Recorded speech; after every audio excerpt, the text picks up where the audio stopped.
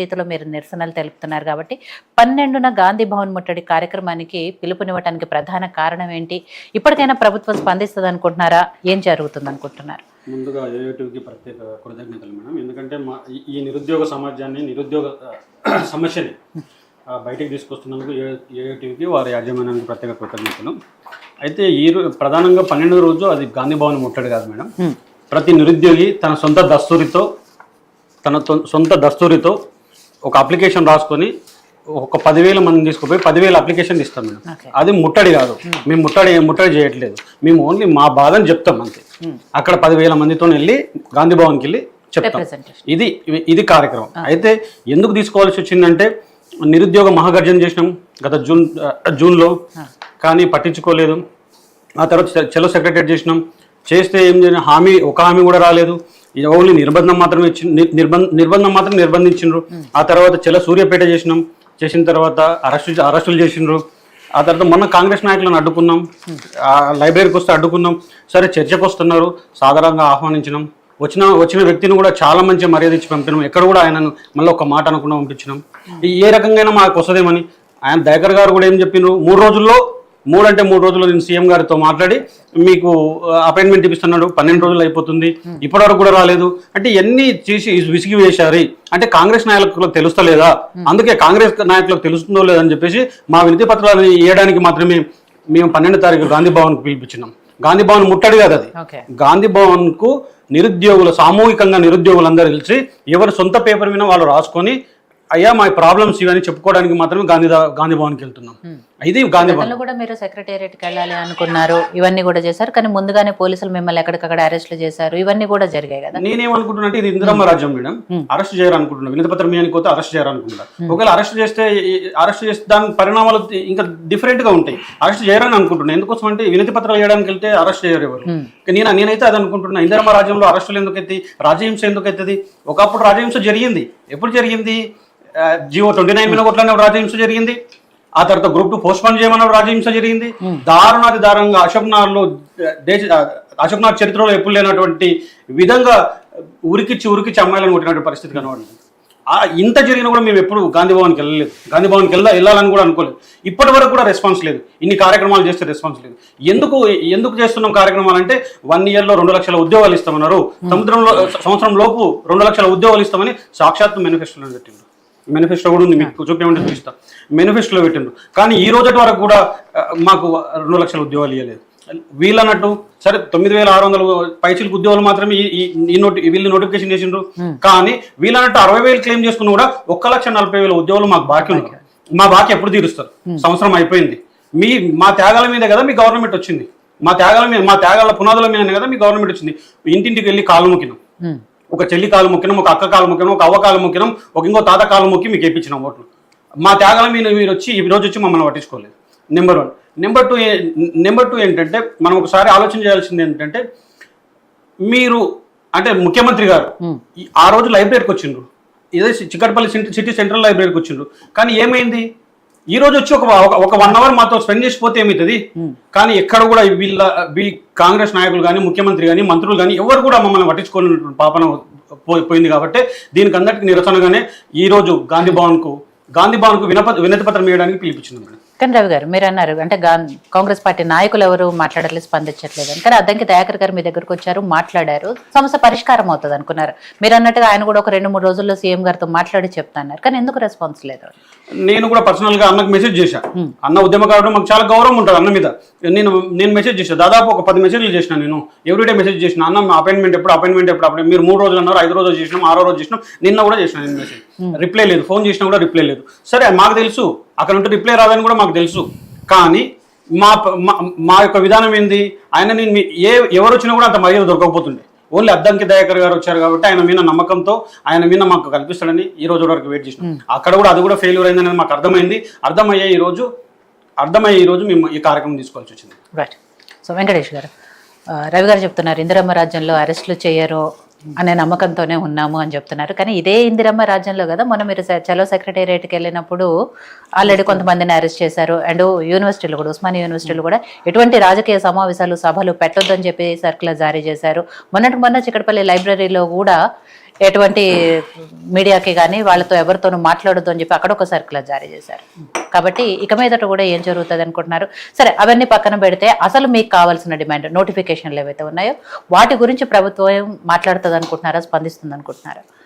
ఇప్పుడు madam, Congress government వస్తే నిరుద్యోగులు రోడ్ల మీదకి వచ్చి ధర్నాలు చేసే పరిస్థితి రాదని మేము అనుకున్నాం. ఎందుకంటే గతం లోపల 10 సంవత్సరాల నుంచి నిరుద్యోగులను గత ప్రభుత్వం మోసం చేసిందని చెప్పి వీళ్ళే పదే యూనివర్సిటీల్లో కానీ లైబ్రరీ దగ్గర కానీ స్టడీలో కానీ ఎక్కడికి వస్తే అక్కడ కొందరు అశోక్ నగర్లో ఇక అక్కడనే నాకు తెలిసి రూమ్ తీసుకున్నారు ఇక ప్రచారం చేయడానికి. సో వీళ్ళందరూ కలిసి నిరుద్యోగులకు హామీలు ఇచ్చిర్రు. హామీలు ఇచ్చిన తర్వాత వాళ్ళు ఏం చెప్పిర్రు, మీరు ఎలక్షన్ ఉంది కాబట్టి మీరు గ్రామాల్లోకి వెళ్ళండి, గత ప్రభుత్వాలు ఏవైతే హామీలు ఇచ్చినాయో ఇప్పుడు జియో 46 తీసుకొని వచ్చింది. జియో 46 వల్ల గ్రామీణ ప్రాంత విద్యార్థులకు కానిస్టేబుల్లో పోలీస్ రిక్రూట్మెంట్లో అన్యాయం జరిగింది, వాళ్ళకి ఖచ్చితంగా న్యాయం చేస్తాం. డిఎస్సి పోస్టులు 5,000 వేసిర్రు. మెగా డిఎస్సి మేము అధికారంలోకి వస్తే 25,000 పోస్ట్ తోటి మెగా డిఎస్సి ఇస్తాం.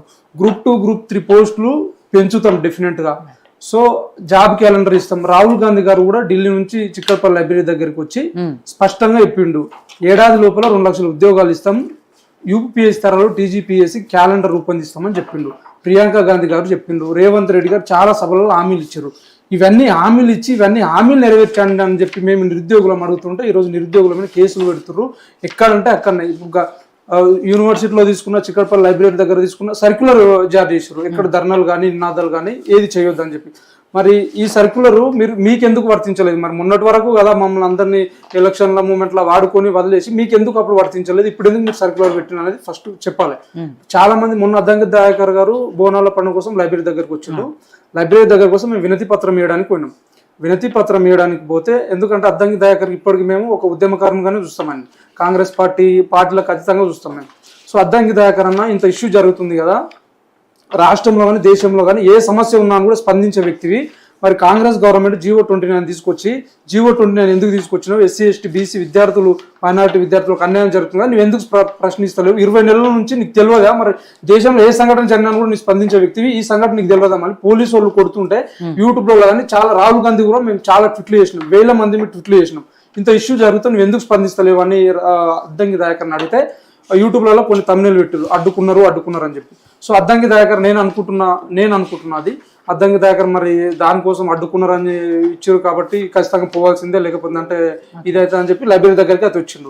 లైబ్రరీ దగ్గరకు వచ్చినాక ప్రతి సమస్య కూడా అద్దంకి దయాకర్ నాకు తెలుసు, ఆయనకు తెలుసు 100%, తెలియనట్టుగానే విన్న తర్వాత ఏమన్నాడు అంటే సీఎం దగ్గరికి తీసుకుపోతాను అన్నాడు. ఇప్పుడు సీఎం దగ్గరికి ఎప్పుడు 2-3 రోజులలో తీసుకుపోతాను అన్నాడు.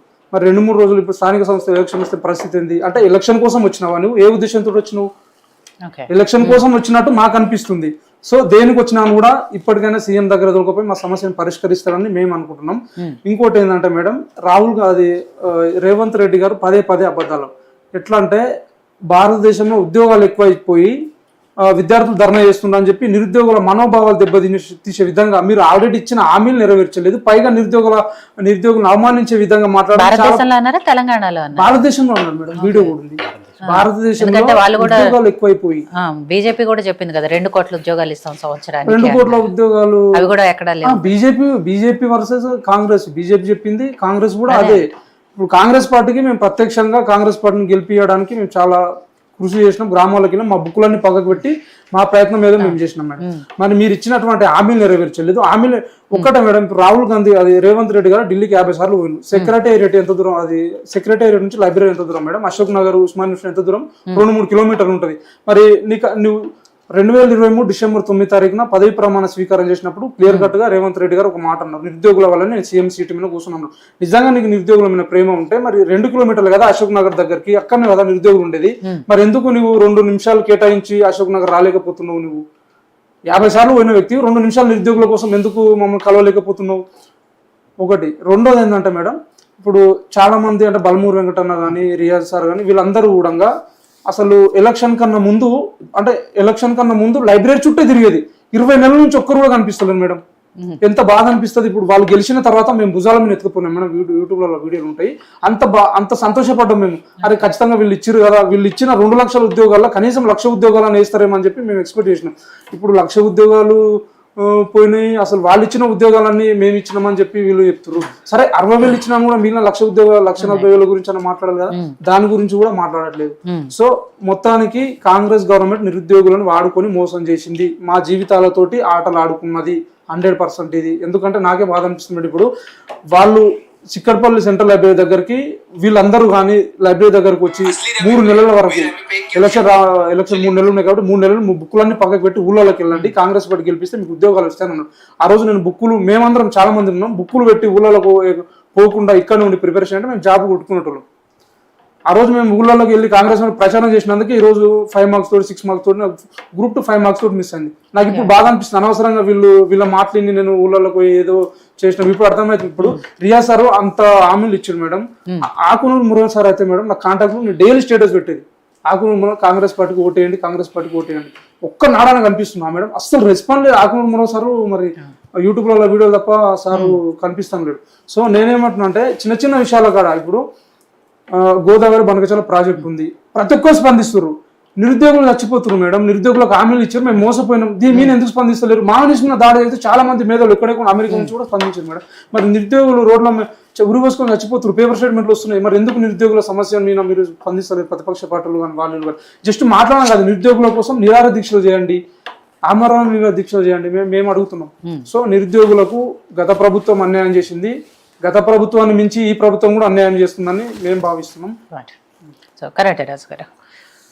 గత ప్రభుత్వం 9.5 ఏళ్లలో ఎన్ని ఉద్యోగాలు ఇచ్చింది ఏంటి అనేది పక్కన పెడితే, సరే ఆ ప్రభుత్వం మేము ఆశించిన స్థాయిలో మాకు ఉద్యోగాలు ఇవ్వలేదు కాబట్టి, ఆ ప్రభుత్వం మమ్మల్ని మోసం చేసింది కాబట్టి వద్దనుకొని పక్కన పెట్టాము. కాంగ్రెస్ తరపున ప్రచారం చేశాము, కాంగ్రెస్ పార్టీని అధికారంలోకి తీసుకొచ్చాము, నిరుద్యోగుల తరపున వాళ్ళు నోటిఫికేషన్లు ఇస్తారు, ఉద్యోగాలు ఇస్తారు అనే ఆశతో తెచ్చుకున్నామని. కానీ గత ప్రభుత్వం ఎలా మోసం చేస్తుందో ఇప్పుడు కూడా అలానే మోసం చేస్తుంది అనేది నిరుద్యోగులు చెప్తున్న వర్షన్. సరే ఏం చేయాలో తెలియని పరిస్థితులు వాళ్ళకి తోచిన రీతిలో వాళ్ళు నిరసనలు తెలుపుతూ వస్తున్నారు.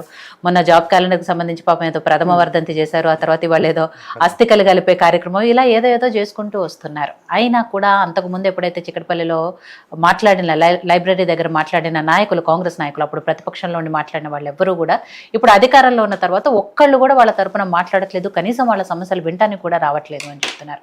సో ఏం చెప్పదలుచుకున్నారు వీళ్ళ సమస్య మీద? నమస్తే అండి, మీకు ప్యానల్లో ఉన్నటువంటి తోటి ప్యానలిస్టులకి, అదేవిధంగా నిరుద్యోగ మిత్రులు తెలంగాణ రాష్ట్ర